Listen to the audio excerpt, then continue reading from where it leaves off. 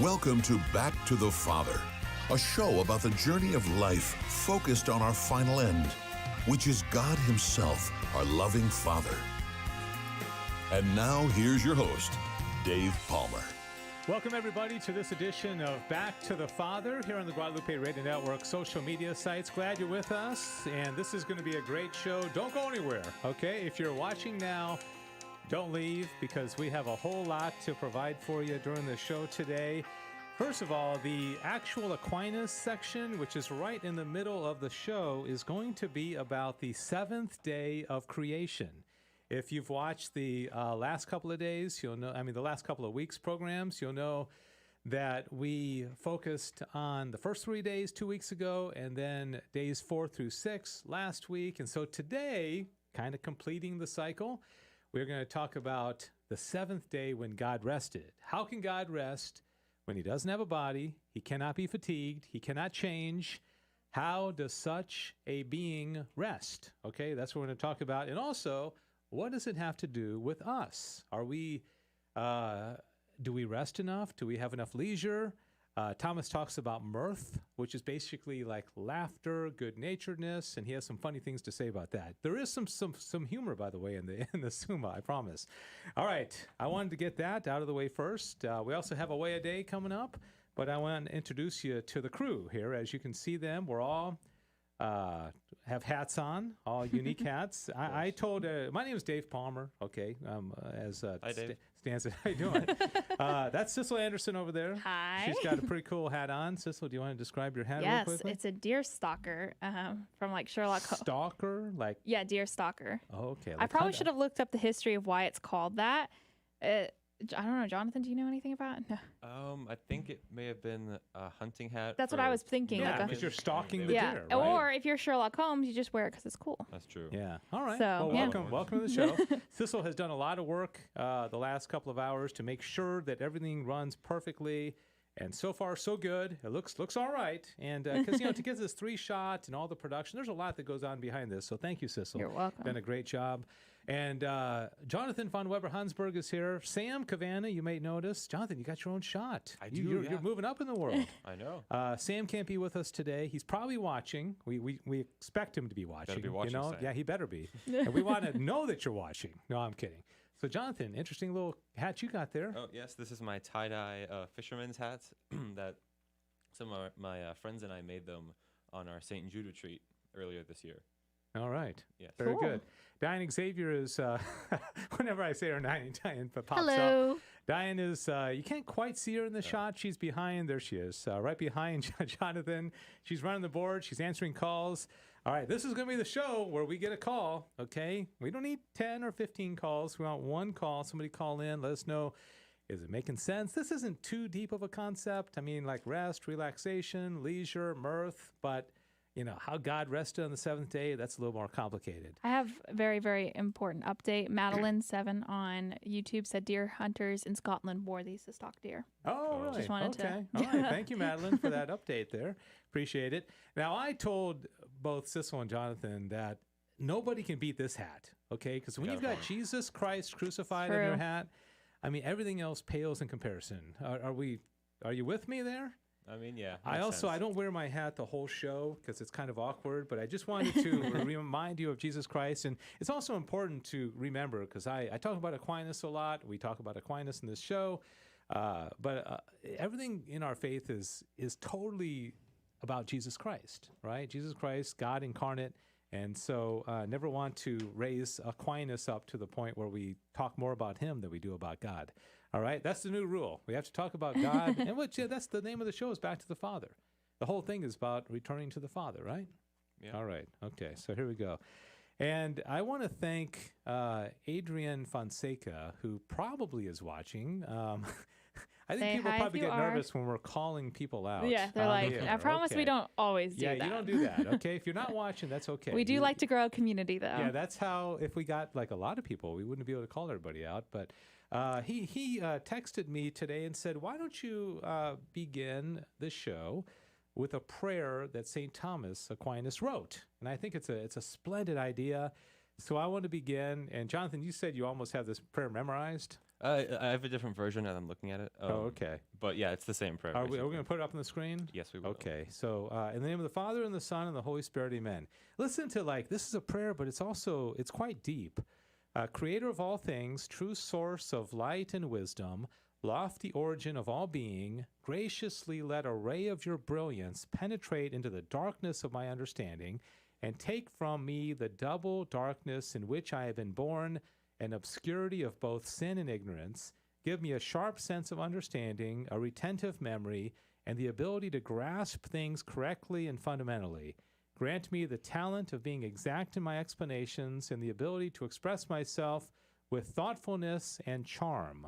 Point out the beginning, direct the progress, and help in completion. Through Christ our Lord, amen. Amen. Father, Son, Holy Spirit, amen. There's a lot to unpack there. We could There probably is. do a whole show just about that, right? Absolutely. I like direct the progress. That has to do with teleology and God directing all things. There's a lot of humility in that prayer. He's talking about, because if you're smart as Aquinas, arguably one of the smartest people that's ever lived, and he's talking about the darkness of my understanding.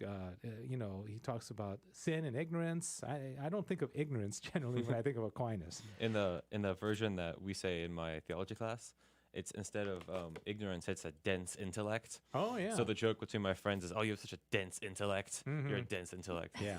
And if I may bring something in the cultural arena into this, when we Okay. talk about the darkness of the intellect, Texas yesterday passed the heartbeat bill, and I think they passed it previously, but the Supreme Court basically said we're going to let it stand. Yeah. And there has been so much debate in the culture, and so many people are so upset about the fact that Texas is now protecting babies in the womb. Once in a heartbeat is that there can be no explanation, including our president, unfortunately, no explanation for this other than darkness of the intellect, because it doesn't make sense that you would be, supporting the killing of a baby. It's insane. That's a little off script, but I want to say though, that now Texas is actually one of the most pro-life governments in the world. pro-life governments or Yeah. states or Just government worldwide. yeah, because abortion is basically illegal, right? Because don't most Essentially, women it's- not know? I look And at so I look at after- Sissel as I 5 talk weeks. about women for some I reason. clearly know because I've had many pregnancies myself. Yeah, but I think it takes a while even to normally recognize that you're pregnant, It's right? 5 weeks is when it gets the heartbeat, and Yeah. most people they don't even know until I think 6 or 7. So it's Yeah. great. Yes. Praise God. So, I read somewhere that I mean, I don't know what's true, but I'm not going to say. It's probably not best to say. Okay, we'll Leaving edit us that there. out of the final edition. Okay, all right. So let's move on. Okay, Away a Day is what we start off the program with, and Jonathan wrote a song for this. I Okay. That has Yeah, not we- yet seen the light of day. Yeah, because it's we're all not- having all the doesn't technical come to issues. fruition But yet, do you want to even say the word, like the lyrics, or do you even have them, or do you want to just move on? I want to have it. I want to wait till it's all good and done. We can play it maybe it's next pretty show. funny. Did And you we're see getting the it. lyrics? I haven't yet, but I know that we're getting a highly professional person to do this, right? To sing it? Yes. Is that you? Yeah. Well, you're a singer. You were like in a band. You're like the Anderson in a family band? I was in an Anderson family band. Yeah. All right. So let me give this a little bit more explanation. Away a Day is where we, through the course of our week, find creatures, find something in our daily walk. Now, this has to be something that you actually witnessed, okay? Not like, hey, I saw a picture of this bird. It has to be something that you witnessed. And then what we do is we bring them to the program, and then we connect it to God, okay? So it has to be something that you personally encountered, and you have to connect it to God. So you can't just say, oh, isn't that a beautiful flower? Or, oh, look at that hummingbird. Isn't that beautiful? And I don't think people do it enough. Thomas Aquinas talks about this a lot in the Summa. He was very much a natural philosopher, a natural theologian. Albert the Great, his mentor, was also, where we have to notice God in creation. Okay, and I tell you what, it's such a stress reliever to do that, because you start to realize that God's got this. He's got it under control. And you see providence working on a day-to-day basis. And then things like, the normal stress of life doesn't bother you as much. So, all right, long introduction to that, but let me move on. So there's a way a day. Sissel is up first. Oh. Yeah, you're going first. That's okay? good to know. I'm being a gentleman today. And Sissel found this critter, apparently by your house or what? Yes, that's actually just very close to my house. My brother and I were driving home late one night, and he was driving. I was not. We were being safe. Don't worry. And all of a sudden, we saw it scamper across the road. And of course, at first, normally you see that quite often in Texas. There's all sorts of creatures. It's an opossum. It's a possum. Yeah. It's a possum. A very bad Possum picture. I or opossum? apologize. Yeah. It's another one. And then it was a battle to get the picture because normally I wouldn't care. It's fine. It is what it is. But because I have Dave in my ear now, in my head, I just was like, stop. Like we're trying to get the camera out. You're supposed to remind you of God, not me. Okay? You're supposed to be connecting it to God. We're working on it. We're working on it. But I was like, I got to get a picture of this. And so it was pretty funny. And my brother's trying to like shoot his headlights onto it so it'll be illuminated. And we scared the poor thing away. Anyhow, possums. I feel like they are generally not the most beloved creatures of all time. They're a little bit funky looking. They can be cute to some extent, but they look vicious. Sometimes they have a little bit. They're weird looking. Yeah, they are weird looking, but there are some benefits for having them. They get the bad rap, but the reason maybe God created them is because they are very beneficial for gardens. Yeah, and why so? Because they eat things like snails, slugs, and insects, and and even some small rodents. Mm-hmm. And they even clean up spilled garbage and fruit that has fallen off of trees. So they're kind of like another garbage crew, but like bigger. Yeah. I can't help myself. When I found out that you did the opossum, I went and did my own little bit of research, and I found out, what you said as well. But you'll be happy to know, Sissel, in particular, they eat cockroaches. That's my new best friend. And they act like, and I found this on a website, they act like little vacuum cleaners when it comes to ticks. Interesting. Oh, really? Ticks are so tiny, but Lyme disease comes from ticks and a lot of bad stuff. I mean, ticks are pretty much universally hated as well. Yeah. Okay. Wait, what happens when you get a picture of a tick, Dave? You're gonna have to come up with a reason why. Yeah, that's right. There's got to be something good about it, because remember, goodness and being are synonymous. To St. Thomas Aquinas, anything that has being has goodness. A single opossum hovering, eats approximately 5,000 ticks in a season. That's awesome. 5,000 ticks? 5,000. Hard to believe, isn't it? Wow. So think about how many more people would be, and dogs and other animals would have ticks all over them if there weren't possums. Yeah, that's there true. you go. All right. Funky little things. Well done, Sissel. Thank well you. done. Okay, next up is Jonathan von Weber Hansberg. Oh, yeah. All right. And he's got, man, I love turtles. I know, turtles are awesome. Okay, so this is Boris. And Is this a pet? yes. Okay. He's my pet snapping turtle. So I had a much larger one named Sargon, and he unfortunately escaped. So then I got this guy when he was a little hatchling. He was about the size of a quarter. And now he's about, I'd say, 6 inches long. You can't really quite tell from the photo, but he's a really cool one. So a few really interesting things about snapping turtles. Let me get let me go back up there. So they're the only turtle that doesn't require UVB light from the sun, because normally turtles come up and they bask in the sunlight to absorb the UV rays, and that helps them process calcium. But the snapping turtles, because they live so far down and underneath the mud in the lake, they've just evolved to be able to absorb the calcium themselves. And they actually almost never come out of the water throughout their entire life. They only come up to breed temporarily. And the breeding is very, very violent. The breeding.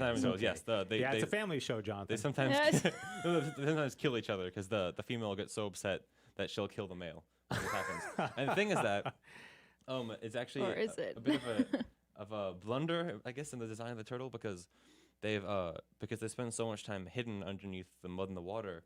Their shells are actually a lot smaller than a normal turtle was. They can actually move their legs all the way around and climb fences because they have so much maneuverability. Really? And it also lets them be able to reach all the way about like half the length of their shell when they bite.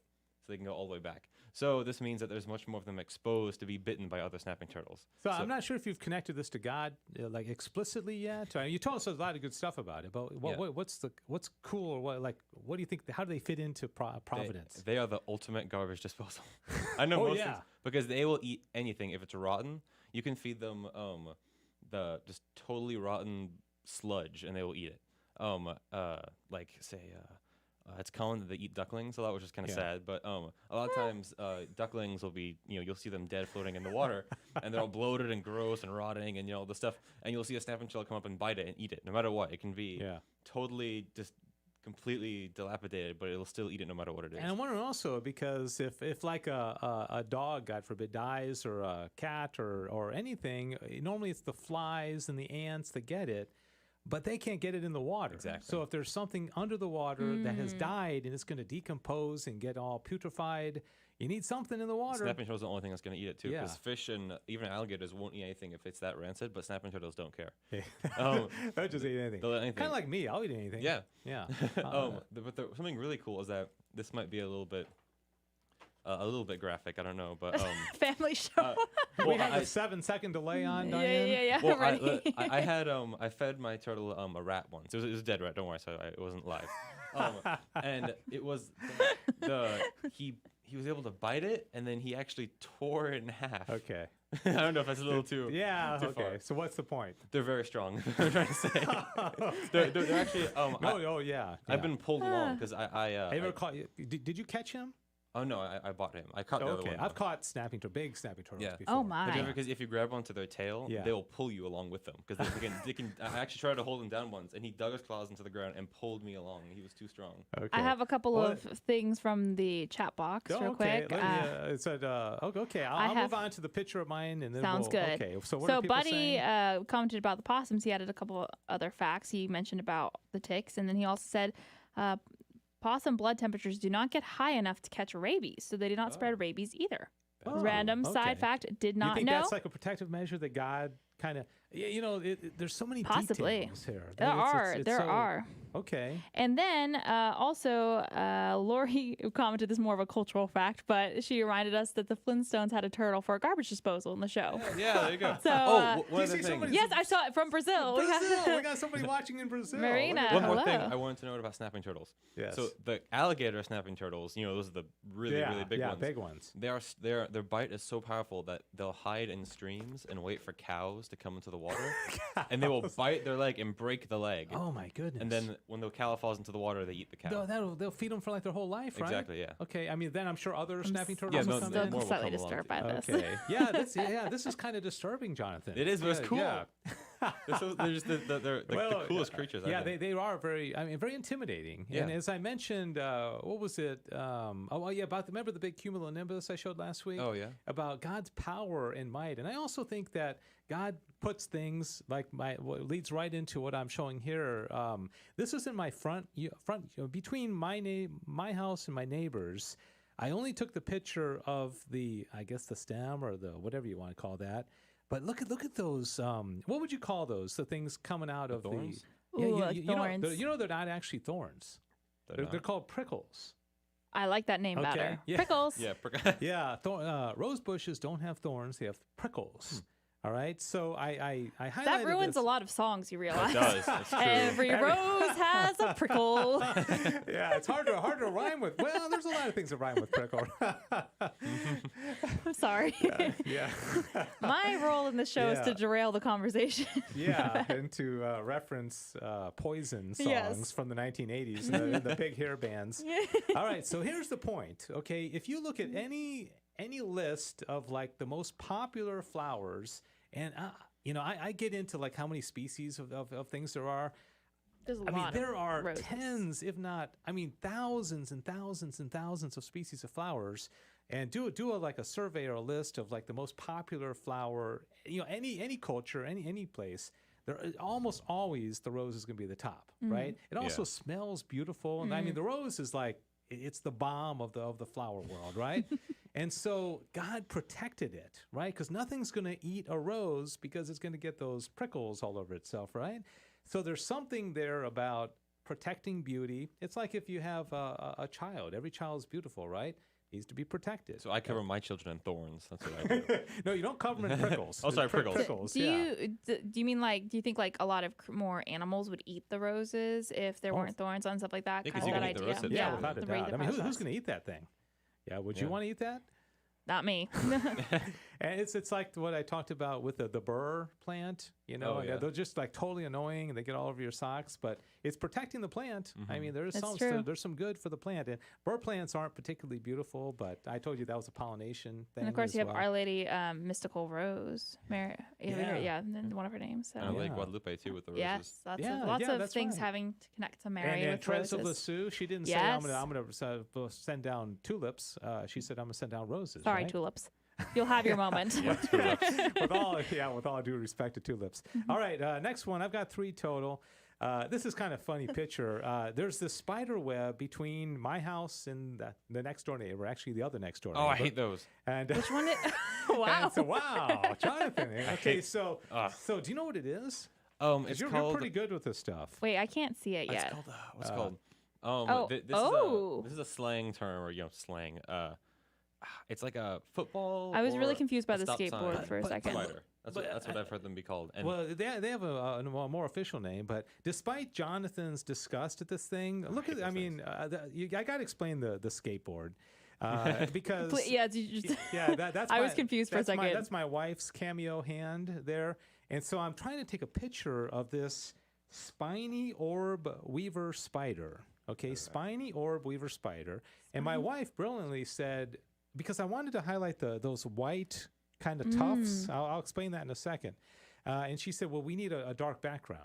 I said, okay, go get something. She comes back with a skateboard and she puts it behind there. And then you wouldn't be able to see the white tufts, which is really what I want to talk about primarily. But look at the design of it. Look at the 6 spikes or prickles that are coming out of it. I mean, that's a cool looking spider. It's I a mean, you gotta very admit, unique looking spider. how could you not What's the like name that? of it again? it's because they are related to they're part of a family of spiders that they do this thing where they only make webs at night, and then during the daytime they take them down and crawl away and hide. So every night when I go outside, You I walk into one. walk into this random newly placed spider It's a web. personal frustrating. issue. And It's a they're personal big enough to issue. where they're freaky and they freak me out and I hate them. Okay, all right. What was the name of the spider again? The spiny orb weaver spider. Okay, now I feel but- badly that they don't get to pick their own names sometimes because they get some interesting names.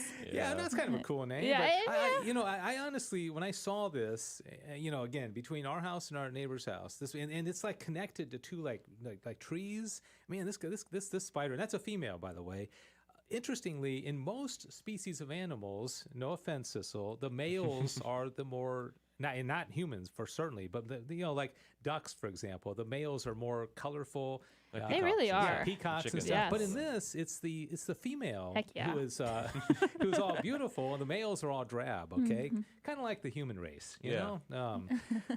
But okay, so now what I really want to get at is these little white things. Can you see how there's actually like a pattern? I mean, they look like they're each about an inch, Yeah. an inch separated. It's not random. Okay, why do you? And I know the answer to this. Why would this spider put those in there? Is that some mark distance maybe? Mark distance for what reason? I don't know. Sounded Or- smart. It's really Um, it's a fascinating thing. Are And they again, like depositing for later or something? Yeah, are those bugs in there? all good guesses, But not right. But not right. No. Actually, according to, and I only checked one source, and so I may be full of nonsense here. But what they do is they don't want birds flying through their web. Oh. And so That's genius. the birds notice that. It's kind of like on radio towers where they have the lights that planes don't fly into Yeah. them, and the planes will see them. It's the same thing. So God has given this spider an ability to say, to just kind of instinctively know to put these on there, so the birds won't fly through there. But And birds need a lot of help. I've seen them fly into one of those like clear basketball backboards. Oh yeah. They need this. I guess the rim wasn't enough. No, it Chris. wasn't. All right, so there you go. That's the one more time because Sissel really likes this spiny orb weaver spider. Do you ever have Spiny nightmares about these things? Because you seem to. I've had nightmares about spiders, but not these particular Yeah, ones. spiders don't freak me out too much. There's only a few venomous ones in Yeah. America. Okay, so let's move on to the next one. And That's cool. okay, this little guy showed up on my window ledge the other day. Oh, yes, and, I remember this one. And it's a squirrel. He looks skinny. Yeah, he's a pretty sick looking. So yeah, somebody said his tongue sticking out like that probably indicates he was dehydrated. Aw. But I couldn't get to him because he's on the other side of my window. And of course, they'd scamper anyways. Yeah. They never let us help them. Yeah. But here's the point. Okay, so follow me here, and then we got to move on to our teaching. So God is creating the world. Okay, and He decides that the way trees are going to reproduce is by, some trees anyways, is that these little nuts are going to fall, and then the nuts are going to be the seed of the next tree, right? Mm-hmm.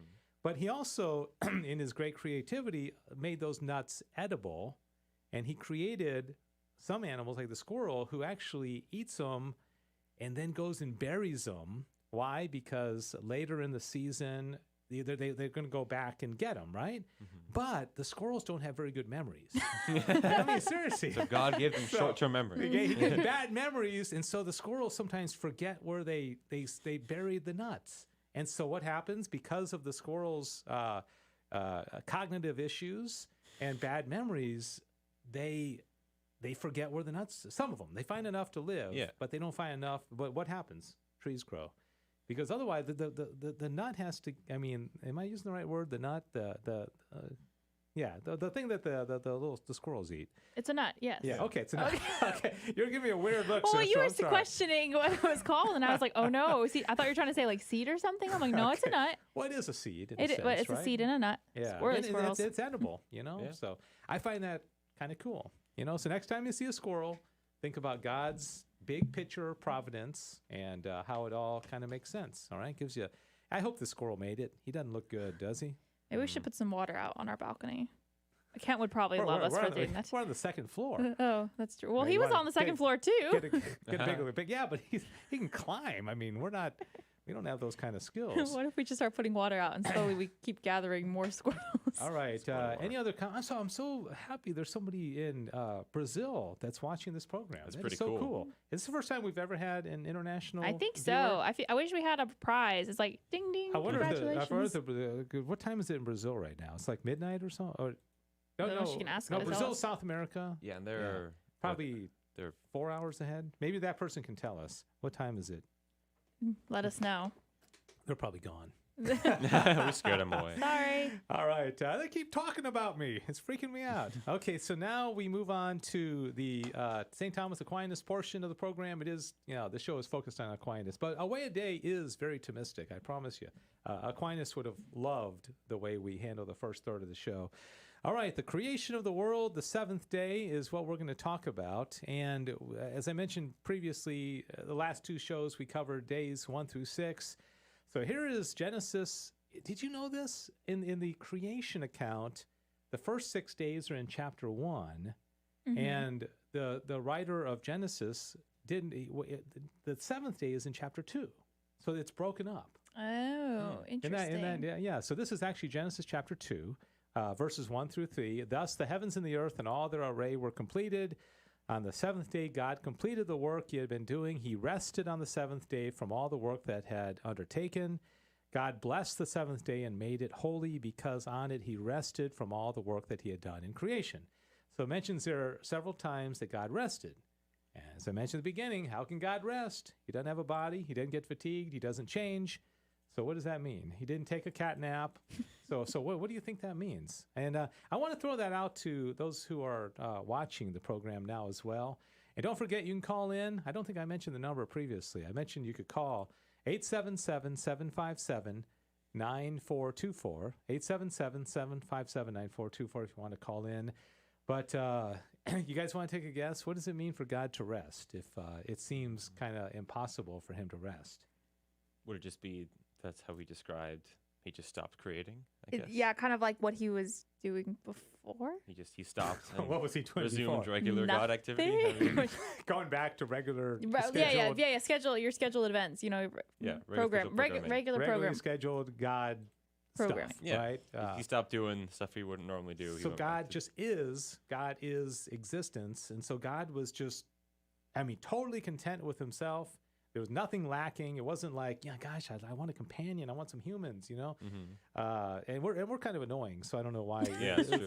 But anyways, let me. I'm not going to read all of this, but Thomas asks in the Summa, prima pars, approximately question 74. In case you want to rush home tonight and read this in the Summa. Yeah. Some of y'all may want to. Okay. Did God rest on the seventh day from all His work? It says, just the red part, on the one hand, every operation may be called a movement, and thus the divine goodness is said to move and go forth. Okay, so when God creates through His intellect. Okay, so the knowledge of God is the beginning of things, right? So all God had to do was, and I put this in air quotes, think about something, because God doesn't really think, and it was, right? He didn't have to, make it in the traditional sense. Then it says, on the other hand, the desire that tends to an object outside itself is said to move towards it. Okay, so this has to do with will. Okay, if we will something, we desire something, he's considering that a movement. Okay, so he goes on later on, says, when all things were made, he is not said to have rested in his works as though needing them for his own happiness, but to have rested from them, as in a fact resting in himself, as he suffices for himself and fulfills his own desire. And even though from all eternity he rested in himself, yet the rest in himself which he took after he had finished his work is that rest which belongs to the seventh day. So does that make sense? So basically he just sort of kind of just went back to what he was doing before, kind of. Yeah, well, but things have kind of changed then. Now he's got a world exactly, to deal with, right? But it's kind of like you get I don't know if this is probably a bad example, but you make a banana split. I love this example already. Good example, yeah.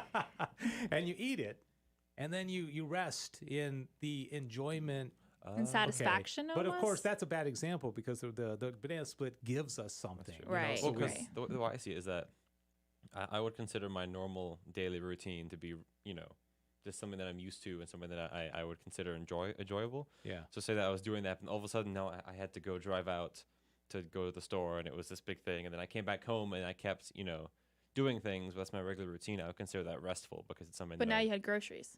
Yeah. That you got to put away. Well, okay. Yes, you had to put away, but now you have groceries in your fridge. I don't know. I think you're complicating it. I am complicating it, but the thing is like if he went and came back, nothing had changed.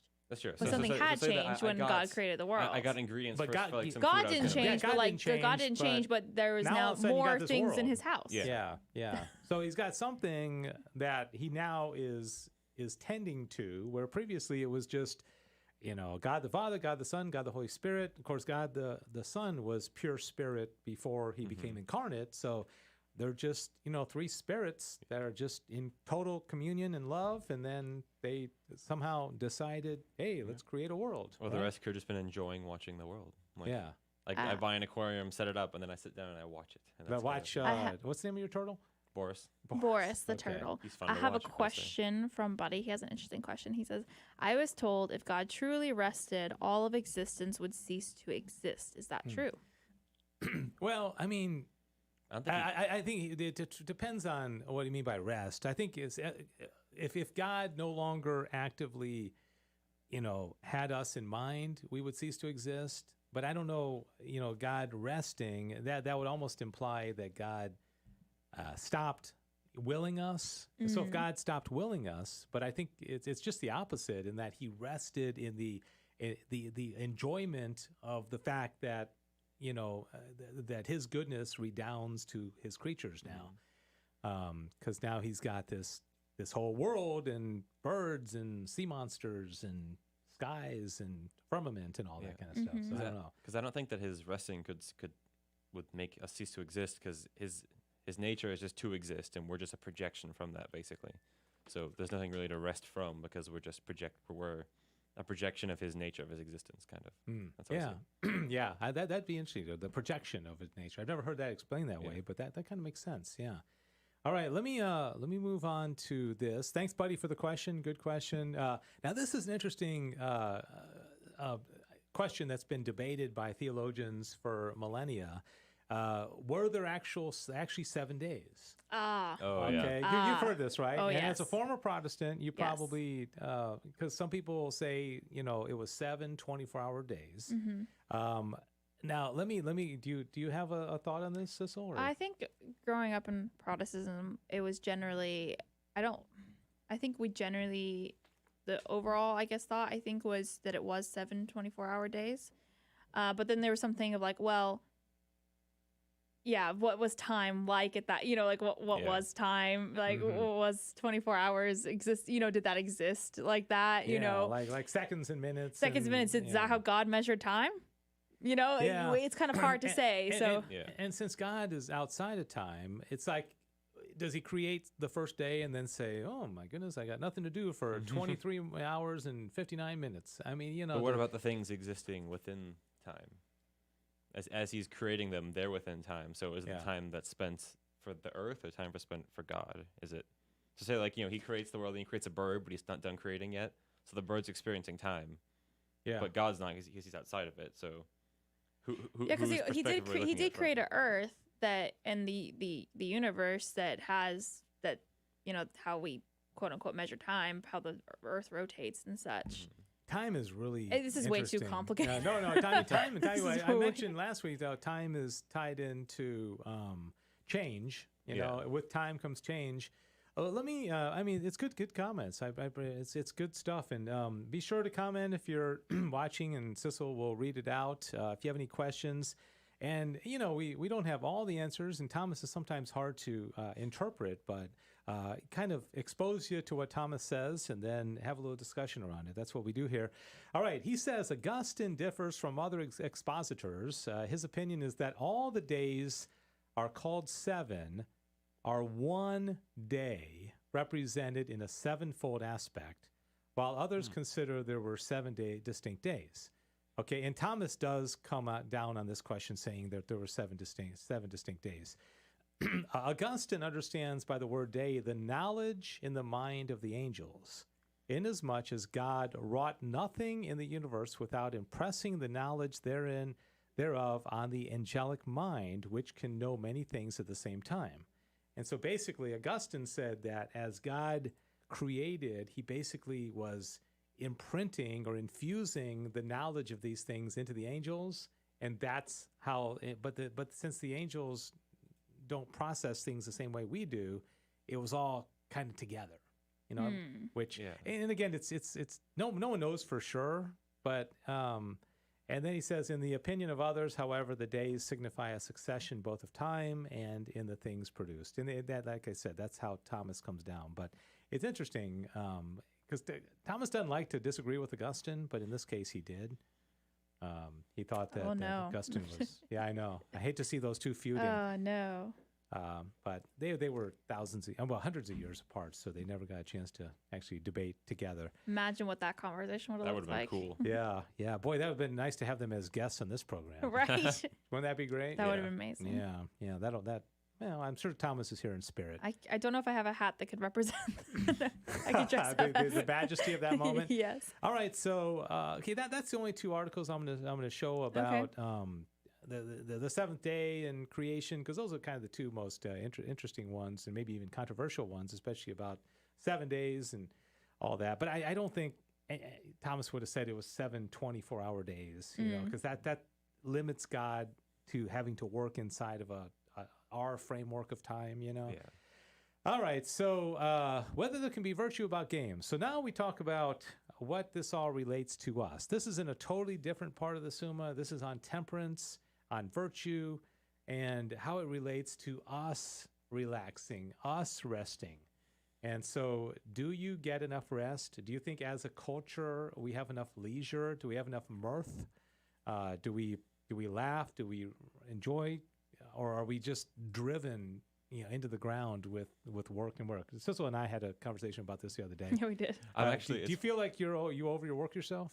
I don't think I do. I think I probably need to do less relaxing, to be honest. He's in a different stage in life. Well, I'm homeschooled, so I have more free time. Mm-hmm. But it's interesting because I'm reading Fahrenheit 451 actually right now for literature class. And one of the main themes of that book is that the world has gotten to a point where everyone's constantly just trying to enjoy themselves, and they forget about each other, and they don't really talk to each other. They don't have meaningful conversations. Everything's just, oh, go to the carnival, oh, watch this, this show, or listen to this music, or and it's supposed to be a dystopian future, and where everyone is kind of forgotten about each other, interacting as a society instead of just sort of constantly being busy and trying to keep yourself distracted. When you say that, it makes me think about, like, you've probably seen this. 10 people are at a table and they're all on their phones. Mm-hmm. Nobody's talking to each other. They're all communicating with somebody else or checking something. I mean, yeah, gosh. It's actually something that Bradbury, the guy who wrote the book, he kind of predicted that. He predicted that with watching the TV, he sort of had this idea where the characters in the TV were kind of replaced the family members. So the main character's wife just constantly watched the TV and ignored her husband. And she always had these little earbuds in her ear that would play music and she would ignore him and stuff like that. Yeah. And he kind of started going crazy, kind of realizing that no one actually cares about him and he's just sort of this drifting thing through the wind there. Yeah, interesting. It's a really cool book. Now, I won't read this whole thing, but when Thomas talks about games, he's not really talking about, football or soccer or baseball. He's talking about leisure, I think, generally speaking, just ways that we relax. And if you were able to read this, and if you're watching this as a recording, you can pause it and read through it. But he makes the distinction between the body and the soul, and how obviously we all know that if we overwork our body gets tired. And he said the same thing is true with the soul. And also, when we overtax ourselves, especially mentally, it has an impact on the body. And so we have to, you see in this third to last line there, it says, one man is more soul wearied than another, according as he is more intensely occupied with works of reason. Okay, so he's basically coming down on the fact that, yes, there is virtue in modern day language, chilling, just relaxing, having fun, laughing, that kind of thing. And so he says, now just as weariness of the body is dispelled by resting the body, so weariness of the soul must needs be remedied by resting the soul. And the soul's rest is pleasure. I mean, I often get home at night and it's been a long day of work and I'm like, playing with my kids or give my son a bath or whatever, and I feel guilty, like I should be. There's probably something more productive I could be doing. But then I got to realize, well, relaxing and enjoying your family, that's actually a virtue. Yeah. Isn't that kind of cool? It falls under temperance. Yeah, we're in like this weird place in the culture where I think what Jonathan's saying about how we're entertained very easily and things like that, but at the same time, I think especially in America, we do have like an overworking idea. Well, if you think about it with the whole age of the phones and stuff like that, your email's never far away from you. And they never end. It never ends. And you're constantly, doing something else. You're working and it's kind of bad. And yeah, you're neglecting possible family life. Yeah. Or you're volunteering. And there's so much, it's too much of a good thing, doing works of mercy and things like that are good. But if you're doing that all the time and never actually taking time to step back and rest. Do you think, and I'll throw this out, I'd love to know what people are thinking that are watching this as well. And I kind of think this may happen. Will there come a day, especially with the tracking and some of the stuff that's might be around the corner, when people collectively, or most people, just say, I'm done with it. I'm throwing my phone into a river. I mean, I don't want to deal with this. I'm actually working towards that. I'm yeah, trying to get one I of know those. people, I mean, my own wife said, I don't want a smartphone. She said, my next phone is not going to be a smartphone. I don't want it. And I just wonder, and that's where, a day and nature, I think there's such a need to get past this stuff. Now, I'm speaking as a guy who's pretty much addicted to my phone. Right. But I just wonder, and I think the reason why most people don't do it is because you lose connectivity to everybody else. But if everybody decided to do it, just say, it's not worth it.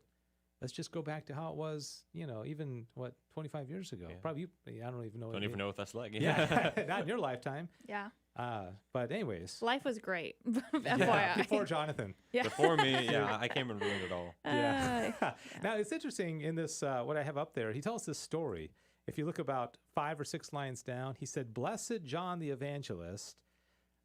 He said there was a story related of Blessed John the Evangelist that when some people were scandalized on finding him playing together with his disciples, he is said to have told one of them who carried a bow to shoot an arrow. And when the latter had done this several times, he asked him whether he could do it indefinitely. And the man answered that if he continued doing it, the bow would break. Whence the Blessed John drew the inference that in like manner, man's mind would break if its tension were never relaxed. I mean, think about it. I think I hate to pick on your phones and all that, but I think they keep us in a constant state of anxiety. They do. Oh, 'Cause, absolutely. I mean, even just stuff like having your friends' phone numbers in a group chat, because you hear these little pings constantly, and it's, I have to respond, otherwise they're going to get upset or I might miss something. But Yeah. sometimes I'll turn it off and leave it in my room and go out and do something, and it's just 2 hours of freedom. And I might come back and have people upset at me. I'm like, you know what? I'm sorry, I was busy. Deal with it. Yeah. I've seriously considered getting a just a non-smartphone for my a dumb phone for my personal use, and just having a work phone or something like that. Because unfortunately, with working these days, it's kind of hard not to have one. But I like the camera feature though. It's kind of cool. It is nice. It's a good camera. The other night I was on a group text with a bunch of guys, and we were all debating about a bunch of COVID-19 stuff and everything. And I left and came back, and I texted and I said, "I'm sorry, guys. I went to go speak to my wife for a moment. Did I miss anything?" And I was kind of making a point, It's like maybe we all ought to be talking to our wives right now and not be on this big group chat. All right, moving on. Whether there can be sin in the excess of play.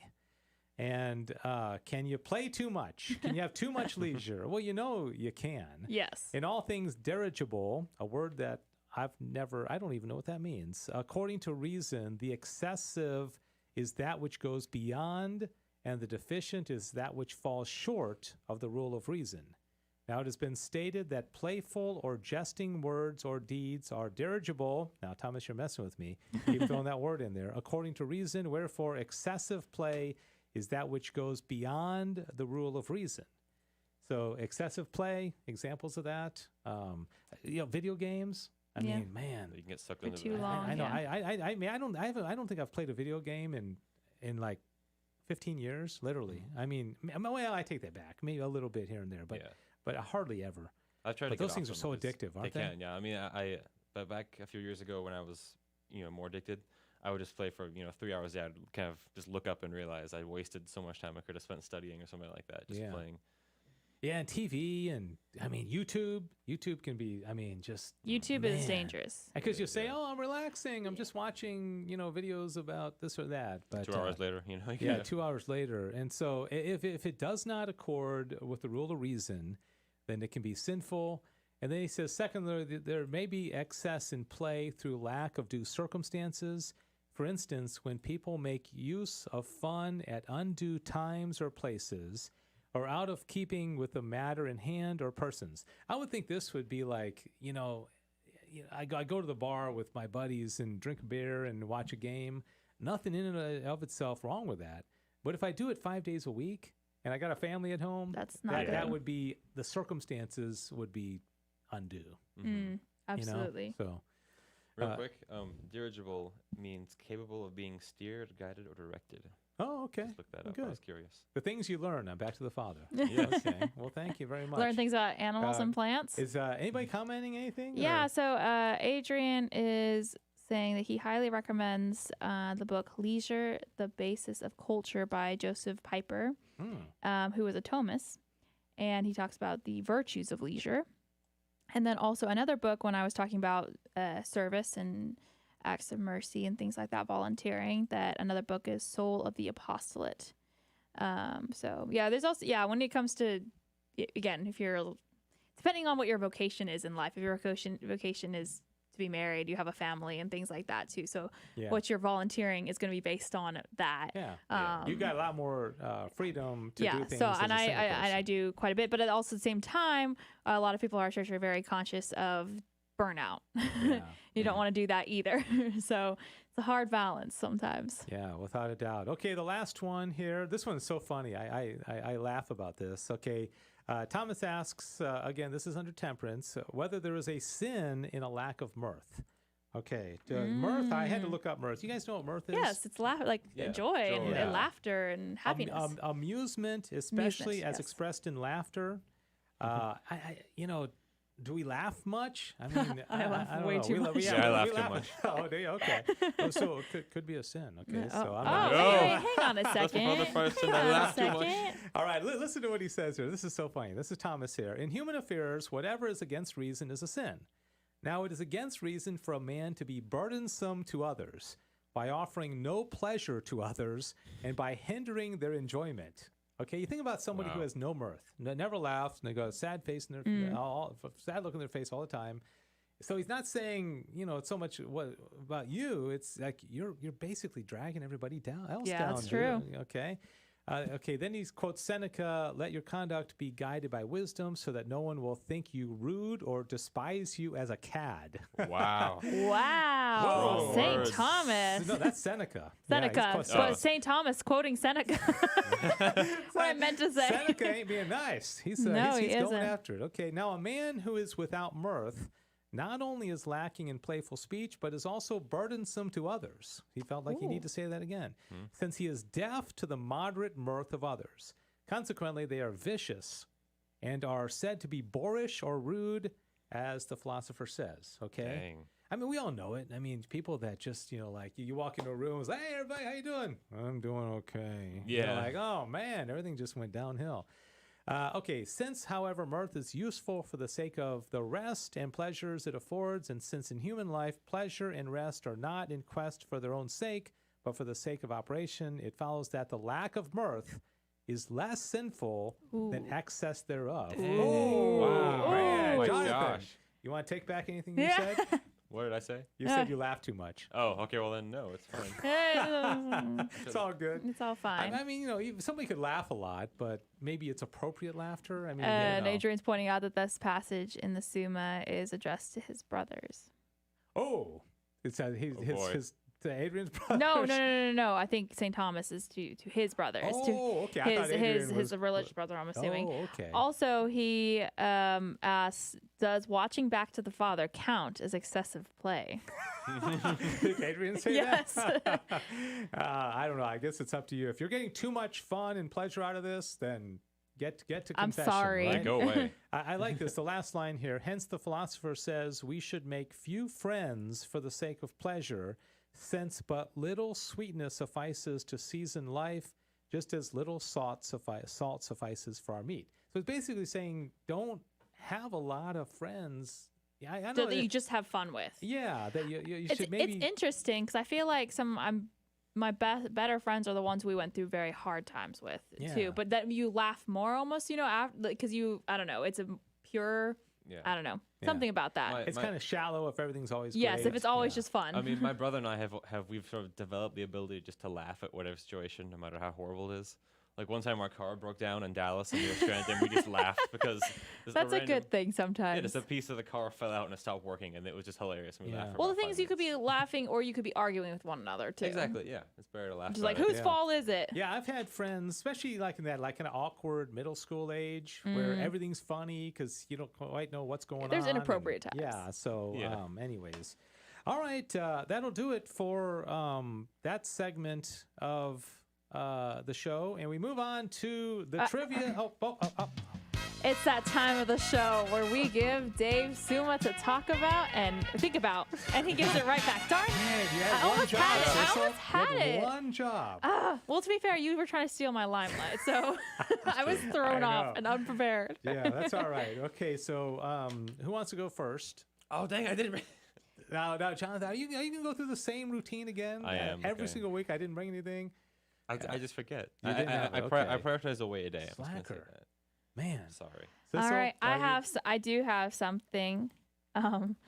Okay, so this is me playing off of my growing up Protestant, and just to be a little bit cheeky. All right, how many books are in the Old Testament of the Bible? Oh, gosh, I know this. 46. All right, is that your final answer? 47. Yeah, 46. Okay, 46. But Protestants say 39. Ding, ding, ding to Diane, come on, sound So effect. we need to Come on, have come both on. a clapping and a bomb, I guess. Yeah, Because for Jonathan got it. Okay. Jonathan, come on, man. Sorry. Oh. Okay, Every that- time I that's hear for that, me. it's Okay. shocking. My shame. All right, and then I guess you probably know what my Oh, wait, follow-up wait. question is. How Wait. many books are in the New Testament? Oh, You better know this, Jonathan. I bet. 35? No. How many, Dave? 27. Woo! Okay. And if you can do math, how How many total? 46 plus 27 for 56. Wait. 56, 66, 73? Yes. Okay. Congratulations. So I get another applause? Okay, thank There you go. Wait, so it's not just Aquinas. It can be anything related to Yes. the church, right? Oh, Yes. okay. Oh, that good. Okay. I'll say you make up your questions like on the On spot. the spot. I mean, come on. There's no. Okay. Okay. So who was? Okay, hold on.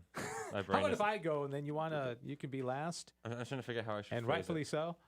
Oh gosh, it's so rude. Okay.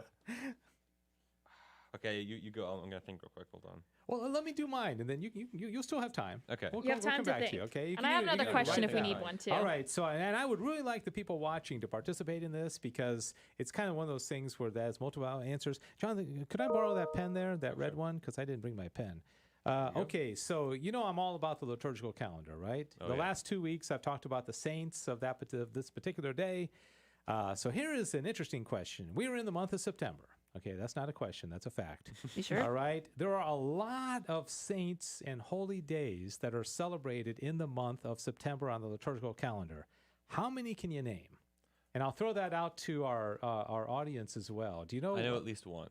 Okay. Wait, so say it one more time. Okay. What saints or feast days are celebrated in the month of September? The Nativity of the Blessed Mother. Oh, is one my of them? church put All out a. right. For the Oh. score, Diane applause there. Isn't there September 8th, Nativity of the Blessed Virgin Mary. Anybody Oh, want to guess at home? isn't that September 13th? That's September 8th. 8th. The- That wasn't a specific question. That was just me asking Diane's a getting a little trigger clarifying happy there. question. You mind? Okay. Anybody else? And let me know if anybody out there. Our in- church put together this cute little video, and it's about all these like kind of popular days. Hold on, let me see. I watched the video. Oh, Let me see come if I remember on. one. Oh, Okay. wait. Do you care? Like anybody? Anything? in this Anything? month? You got to know. I mean, yeah, these are kind of tough, but I think one of the gospel writers. yeah. Roll with it. Roll with it. There's only 4. I have a 25% chance of getting it. Go for it. Matthew. There you go. Hey. Yes, Matthew. September 21st is the feast day. How did Okay. you know that? Well, like I said, my church did a video Oh, of all okay. the my parish Shows did. you how much I was listening. Yeah. Okay. Jonathan, any I other guesses? got- Diane? That's all I got. Adrian says Pius the 10th is today. Okay, Pius the 10th. Yeah. Now Padre Pio is the 23rd. I don't think by maybe what day was Pius the 10th? I don't think that was in September. I think that was in I have no August, idea. wasn't it? I have no idea. All right. And- Adrian gets okay. Okay. Adrian said Gregory the Great is today. Okay, so he's right. He gets an applause. 2 of my favorite popes. Okay. My daughter was born on September 13th, and her feast day is Saint John Chrysostom. Okay. Cool. September 13th is Saint John Chrysostom. I'll kind of roll through the rest of them. Yeah, Sorrows of Mary. sorrows. Good. Oh, that's Okay. right. I did know that too. Saint Peter Claver I is the see 9th. these things. Exaltation of the Cross is the 14th. Crowd's going wild. Our Lady of Sorrows is the 15th. Well, you're cheating, so Wait, I I don't got another deserve one. the applause. This just is reading it from off. this is from someone listening. Saint Andrew Kim and companions. Yes, the 20th. Very Exaltation good. of the Cross. Did you say that? Yeah, I just Oh, the did. Archangel's feast day. There, that's what I thought you I'm would. not, this is not from me. This is from Paula on Okay. Facebook. Paula? Yes. Oh, my wife? Yes. Okay, Saint Jerome is the 30th. The crowd is going wild. Saint Vincent de Paul's the 27th. Oh wow, there are a lot of big ones yeah, this there's month. Okay, so Saint Cornelius and Saint Cyprian on the 16th, Our Lady of Sorrows on the 15th, Exaltation of the Cross on the 14th. All right, that's it. Jonathan, did you come up with one? I did, yes. Okay. So, what saint helped, I guess you could say just, which saint humanized the... Humanized? Yeah, Yeah, that's the word. humanized. Humanized. It's okay, Jonathan. I do that a lot. All My brain right. is, okay. You're doing well. Okay, which saint humanized the Spanish Inquisition? What do you mean by humanized? He helped,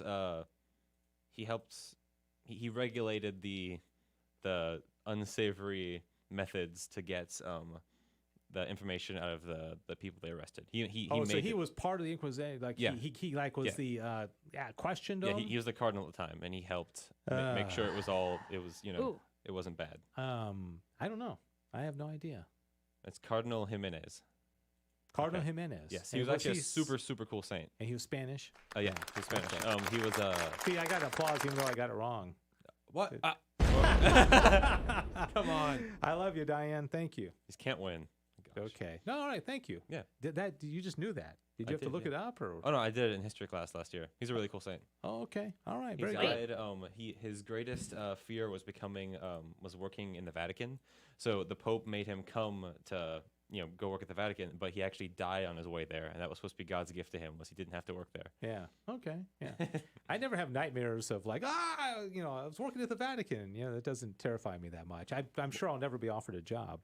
Well, he wanted to live a secluded, monk Yeah, life. right. So. Yeah, like I think Aquinas was asked to be a bishop, and he's like, no thanks. Yeah. Yeah, a lot of people, a lot of priests and bishops don't want to be called pope. And okay, all right, we're out of time. We're done. Thank you very much. I thought it was a lively and spirited show. Yeah. Thank you, Diane. Thanks everybody for your participation in the program. Let's do it again next week. What do you Sounds say? good. Yeah. All right. Sounds good. Bye. Bye-bye. God bless you.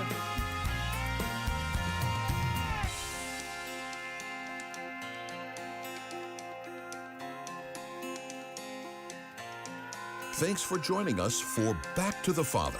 And don't forget, the glory of God is the human person fully alive. If you have comments about the show, email Dave Palmer at grnonline.com.